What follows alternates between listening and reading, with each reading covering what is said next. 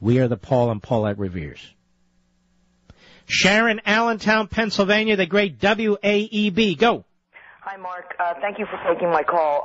Thank you. I want to put a challenge out to the voters. My son, I have 3 kids in the military out of my 4.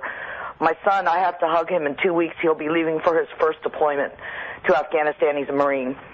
He drove last weekend 10 hours to come home to vote. So his vote counted. He drove 10 hours back. He only had 2 days off before he leaves.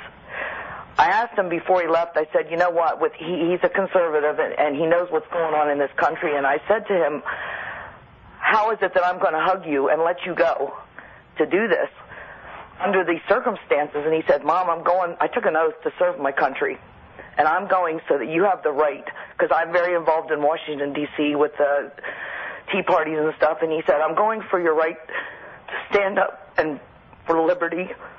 He made a point to come home to vote. So my challenge is to the American people, how far will you go to vote to save this country? My son, there's no guarantee, and I speak for all military respectfully, there's no guarantee he's going to come back. But it was worth it to come home to vote. And I say to the American people, our military has been robbed in New York and Illinois of their vote. We need to get out there and vote for these men and women who have said, I'll go and put my life on the line so that you have the right to do what you need to do.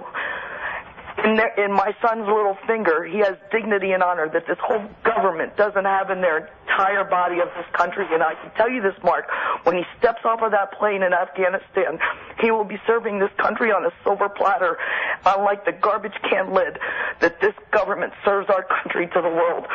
I have had enough. I will do whatever it takes to get to that voting booth, whatever it takes. My son has yet to experience life, but he will go. He will go so that we have the right to get out there and save this country. And that's my challenge to the American people. What lengths will you go to? What lengths will you go to? Sharon, you have moved me, and I'm sure you have moved millions of people. And your son, may I have just his first name, please? His name is Mitchell. Mitchell, boy, what a kid you got there. What a son you have there. Well, I met John Hannity a month ago, and they had a question and answer, and he called, and I mentioned this, and I said, you know, I took my son to Arlington when we were down at the 828 rally. All 3 of my military children went. The Vietnam veterans surrounded my son, and they prayed for him. I'm telling you, there's nothing like veterans in this country. God bless them. My dad was a lifer in the Navy, and I grew up in military, and I sit here and I've been listening to you till I got on, and tears just rolled down my face. I'm thinking, you know, God bless America. We need to put our country back on the silver platter it deserves to be on, and not this garbage that these people are trying to destroy.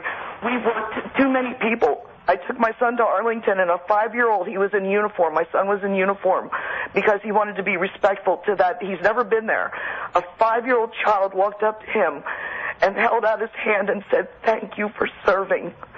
A 5-year-old child and a 20-year-old young man.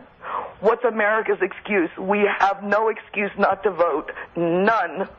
We need to do that and vote for our military who were, I don't know if it was you or whoever said if they can get welfare checks out, they could have gotten the ballots out to our men and women serving in uniform. Well, that sounds like me. Now, Sharon, you take care. Don't hang up. I want to send you a signed copy of Liberty and Tyranny, if you can give that to your son one day. And I want to thank you and thank him for your very, very moving, well, what should I call it? Your moving call to America to get out there and vote and protect our Constitution and our society. Thank you. Thank you, thank you, and your son. She's right. You know, some people contribute more than others to this society.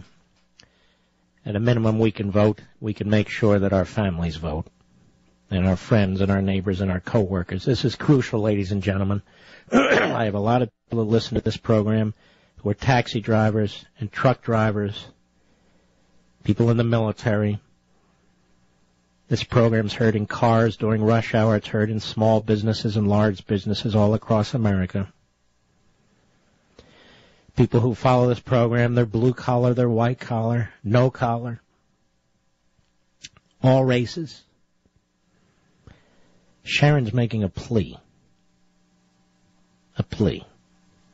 Help us.